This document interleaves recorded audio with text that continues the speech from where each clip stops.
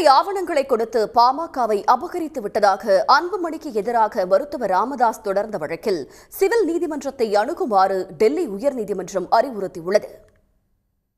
பாமக நிறுவனரான ராமதாசுக்கும் அவரது மகனும் பாமக தலைவருமான அன்புமணிக்கும் இடையே மோதல் போக்கு நிலவி வருகிறது.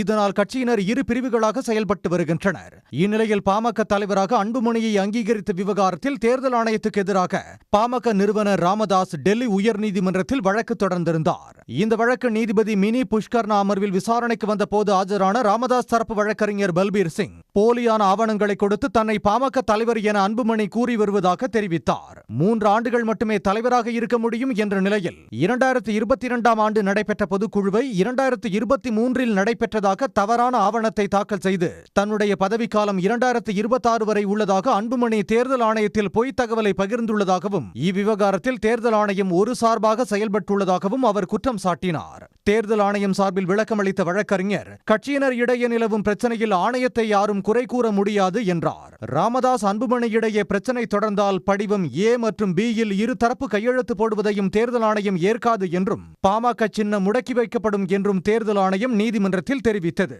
அன்புமணி தரப்பில் வாதிட்ட வழக்கறிஞர் பாமக என்பது அன்புமணி தலைமையிலான கட்சி என்பதால் மருத்துவர் ராமதாஸ் தரப்பு தங்களை பாமக என்று கூறவே முடியாது என குறிப்பிட்டார். அந்த வகையில் மருத்துவர் ராமதாஸின் மனு விசாரணைக்கு உகந்தது அல்ல என்பதால் அதனை தள்ளுபடி செய்யுமாறு அன்புமணி தரப்பில் வாதம் முன்வைக்கப்பட்டது.